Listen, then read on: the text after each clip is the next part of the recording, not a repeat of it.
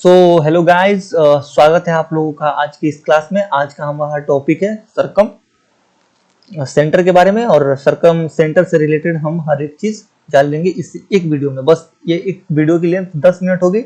इसी 10 वीडियो में हर एक चीज हम सरकम सेंटर के बारे में जान लेंगे, ठीक है।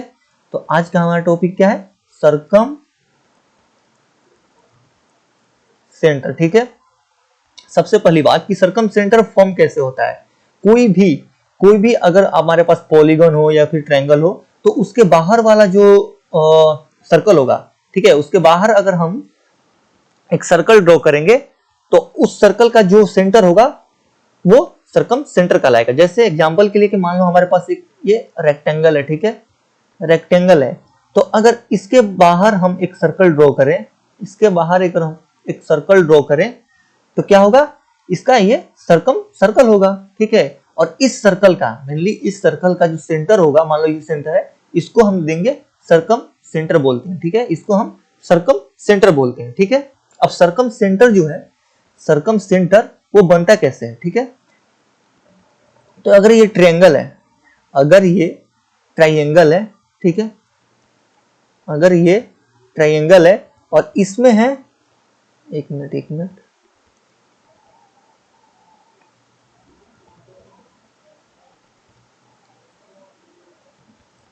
मान लो ये ट्रायंगल है, ठीक है, और इसमें अगर एक मिनट बस एक मिनट, ओहो,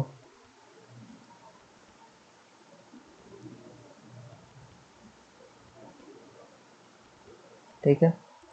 मान लो हमारे पास ये एक ट्रायंगल है, ठीक है, ये एक ट्रायंगल है। तो सरकम सेंटर कहां होगा, ये कैसे जानेंगे? तो सरकम सेंटर वही होगा जहां पे इस ट्रायंगल के साइड का परपेंडिकुलर बाइसेक्टर एक दूसरे को इंटरसेक्ट करेगा। ट्रायंगल के साइड का परपेंडिकुलर बाइसेक्टर यहाँ पे एक दूसरे को इंटरसेक्ट करेगा, वहां पे इस ट्रायंगल का सरकम सेंटर होगा, ठीक है।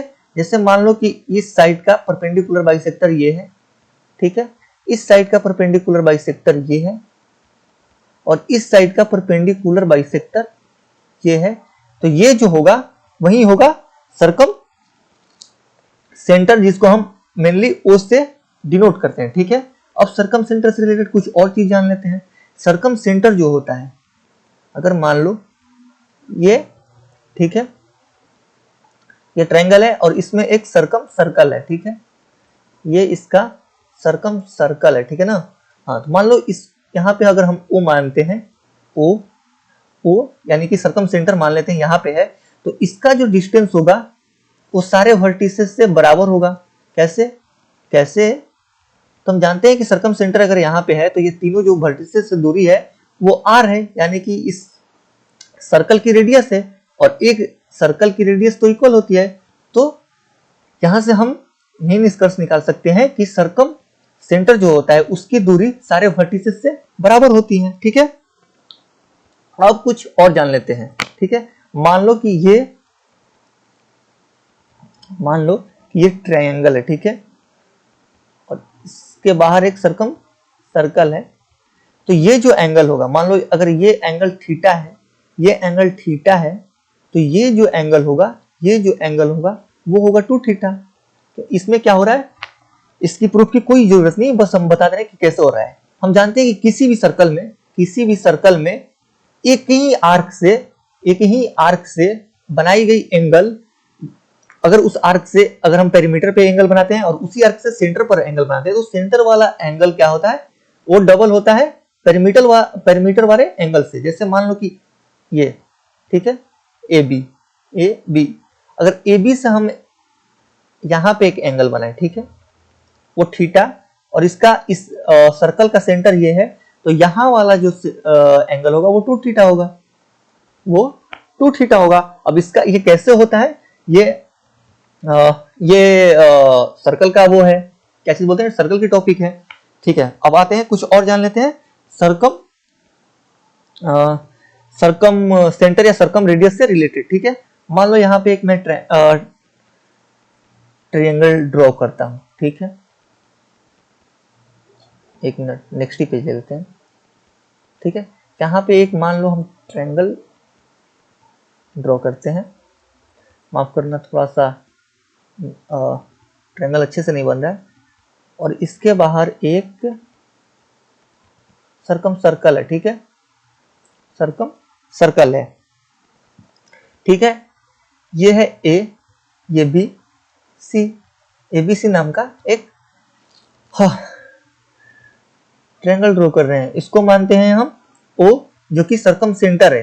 अगर इसको हम इससे मिला रहे हैं और इसको अगर इससे मिला रहे हैं तो ये दोनों आर आर हो जाएगा। अरे भाई, सेंटर से पेरीमीटर तक की दूरी को रेडियस बोलते हैं, तो सेंटर से पेरीमीटर तक की दूरी को हम आर आर मानेंगे, ठीक है।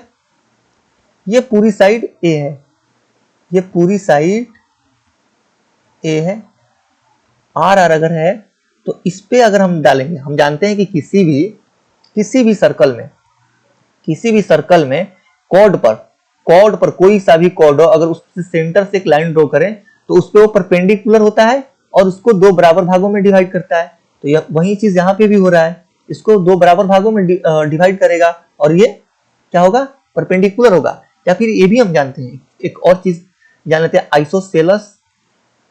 आइसोसेलस ट्रायंगल की कुछ प्रॉपर्टीज मैं यहाँ पे बता दे रहा हूँ। यहाँ पे क्योंकि ओबीसी जो है वो आइसोसेलस ट्रायंगल ही बन रहा है, क्योंकि ओबी बराबर ओसी है। तो आइसोसेलस ट्रायंगल की कोई प्रॉपर्टी मैं यहाँ पे थोड़ी सी बता दे रहा हूँ कि अगर मान लो ये ए बी सी है और ए बी बराबर ए सी है, ठीक है। ऑब्वियस सी बात है कि अगर आइसोसेलस ट्रायंगल है तो कोई सा दो साइड को तो बराबर करना ही पड़ेगा।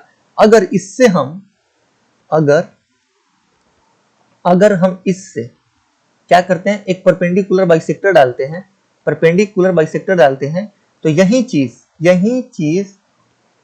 क्या क्या होगा, यही चीज इसका परपेंडिकुलर भी होगा, बाइसेक्टर भी होगा, एंगल बाइसेक्टर भी होगा, और यही चीज परपेंडिकुलर बाइसेक्टर हो गया, एंगल बाइसेक्टर, और यही मीडियन भी होगा। और ए बी बराबर ए सी तो है ही, ठीक है।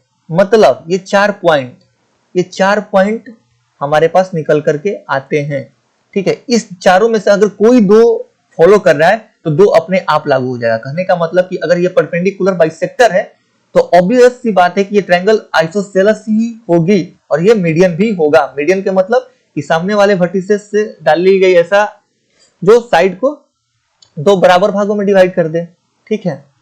तो यही चीज यहाँ पे देख रहे हैं कि अगर ये परपेंडिकुलर बाइसेक्टर है तो, और ये आइसोसेलस ट्रायंगल है, तो ये मीडियन हो गया। और ये जो है ये परपेंडिकुलर एंगल बाइसेक्टर भी हुआ, तो इसको हम अगर मान लेते हैं ए, ठीक है। अब ठीक है, इसको मान लेते हैं डी, ठीक है। अब in triangle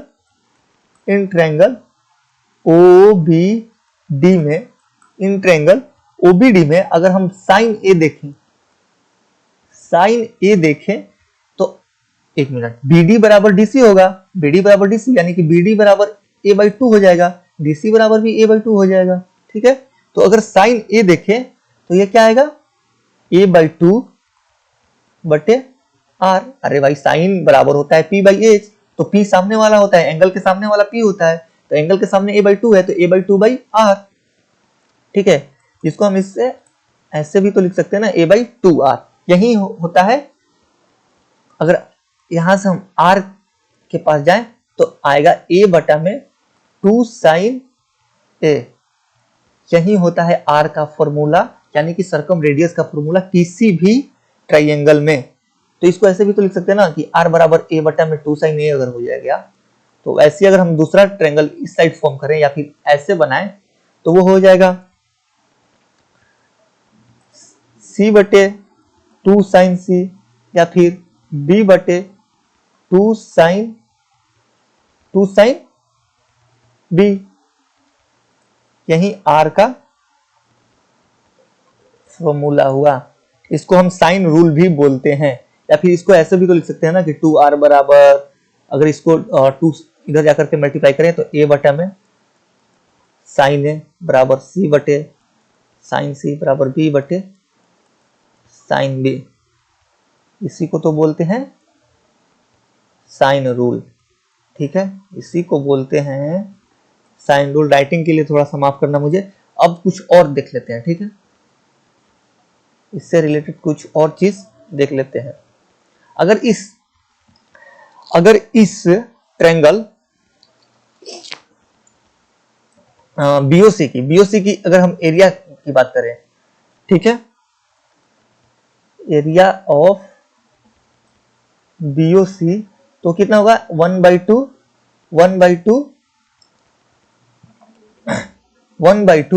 BC sign A, BC sign ए, ठीक है। तो इसके सॉरी एक मिनट, एरिया ऑफ एबीसी, माफ करना, एरिया अगर पूरे बड़े ट्रायंगल की एरिया हम बात करें तो ऑब्वियस सी बात है कि 1/2 BC साइन ए होगा। किसी भी ट्रायंगल या पॉलीगन का साइन की मदद से ऐसे तो निकालते हैं हम, बस पॉलीगन में 1/2 नहीं लिखते हैं, ठीक है। हाँ, तो यहां से अगर हम साइन के पास जाएं, ठीक है, हाँ, एक मिनट, डेल बराबर क्या होगा 1/2 BC साइन ए, ठीक है, BC साइन ए। तो साइन ए बराबर क्या होगा, साइन ए बराबर हो जाएगा 2 डेल बटे BC, ठीक है ना, 2 डेल बटे BC या CB। अब हम जानते हैं कि R बराबर क्या होता है, R बराबर होता है A बटे 2 साइन ए, होता है ना। अब साइन ए की जगह सिर्फ हम इस वैल्यू को रिप्लेस करेंगे, यानी कि साइन ए की जगह 2 डेल बटे CB लिखेंगे। तो अगर R बराबर, यहां पे लिख दे रहा हूं मैं 2, साइन ए की जगह क्या रखेंगे 2 डेल बटे CB, तो CB ऊपर जाकर के मल्टीप्लाई होगा, तो R बराबर फाइनली क्या आएगा ABC बटे 4 डेल। ये बहुत इंपॉर्टेंट फॉर्मूला है, R बराबर क्या होता है ABC बटे 4 डेल। So this is all about sine rule या फिर सर्कमसेंटर या सर्कम रेडियस के बारे में। अलग से हमें क्या पढ़ना होता है कि किस ट्रायंगल का जो सर्कम रेडियस है वो कहाँ लाई करता है, वो किसी और वीडियो में हम लोग जान लेंगे, ठीक है। Thank you.